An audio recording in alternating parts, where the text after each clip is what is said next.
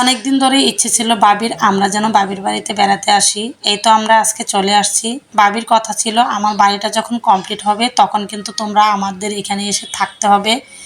আজকে আমরা চলে এসেছি বাবির বাসায়। এসে দেখি বাবি গরম গরম পিঠা বানিয়ে রেখেছে, আর এই পিঠাটা অনেক স্বাদ। বাবি সব রকমের পিঠা বানানোর জন্য পারদর্শী। সাথে সাথে আমাদেরকে গরম গরম পিঠা দিল আর শুটকি বোনা দিয়ে। এখানে বসে আমরা অনেক মজা করে খেয়েছি আর গল্প করেছি। এই পিঠাটাই ভর্তা দিয়ে খেলে অনেক স্বাদ। আমাদের বাড়ির তো বাবির পিঠাকে অনেক মিস করে। আসলে একসাথে থাকার যে মজাটা আর অনেক দিন থাকার পর যে কষ্টটা, এটা আসলে দূরে গেলে বোঝা যায়। বাবি যখন এখানে বাড়ি করতে এসেছে তখন থেকে বাবি শুধু আফসোস করে। এরপর আমরা পিঠা খেয়ে অন্য আরেকটি জায়গায় চায়ের পার্টি দিয়েছিলাম, ওখানে চা বানিয়ে দিয়েছে। পরে চা খেতে খেতে গল্প করতে করতে তারপর রাতের খাবারের সময় হয়ে গেল। বাবি অনেক রকমের আইটেম করেছিল যেগুলো আমরা খেয়ে শেষ করতে পারি নাই। এত আয়োজন করেছে বলার বাইরে। তো আমরা টেবিলে বসে আমাদের বিল্ডিংয়ে থাকার যে গল্পগুলি সেগুলো বলতে বলতে খাওয়া দাওয়া করতেছি। আর এখানে বাবি বলতেছিল যে তুমি যখন সালাদ নিচ্ছ না, আমি তোমাকে একটু সালাদ দিয়ে দিচ্ছি, আর যদি না নাও তাহলে পরে কিন্তু পাবে না।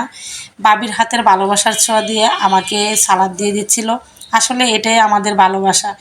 আমরা একসাথে বাড়া থাকছি, কিন্তু আমাদের মহব্বতটা ছিল অনেক। রাতের বেলায় আরেকটি পিঠার আইটেম করেছে, সকালবেলা নাকি আমাদের জন্য গরম গরম তেলের পিঠা বানাবে। ঘুম থেকে উঠেই দেখি বাবি পিঠা বানানো শুরু করে দিয়েছে। এইদিকে তো সকাল 6টা বাজে আর বাবি অনেক সুন্দর সুন্দর পিঠা বানানো শুরু করে দিয়েছে।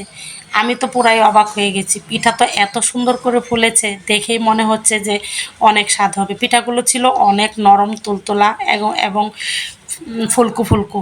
পিঠা বানানো শেষ করার পর সব কিছু একসাথে রেডি করে দিয়েছে। আর আলাদাভাবে আমি ছাদে গিয়ে দেখি এত সুন্দর ভিউ। বাইরের পরিবেশটা ছিল একদম নিরিবিলি পরিবেশ। ভাবি আমাদের বাসা থেকে একটু দূরে গিয়ে বাড়ি করেছে, তাই ওখানে পরিবেশটা ছিল একদম সবুজে ঘেরা। নিচে এসে দেখি বাবির পিঠা বানানো প্রায় শেষের দিকে। তারপর আমি তো বাবির সাথে দাঁড়িয়ে দাঁড়িয়ে পিঠা বানানো দেখছিলাম আর বাইরের পরিবেশটা বলছিলাম যে বাবি তোমার সব জায়গায় সব দিকে তাকালে সবুজের সমাহার। পিঠাগুলো দিয়েছিল হালকা একটু ঠান্ডা করার জন্য।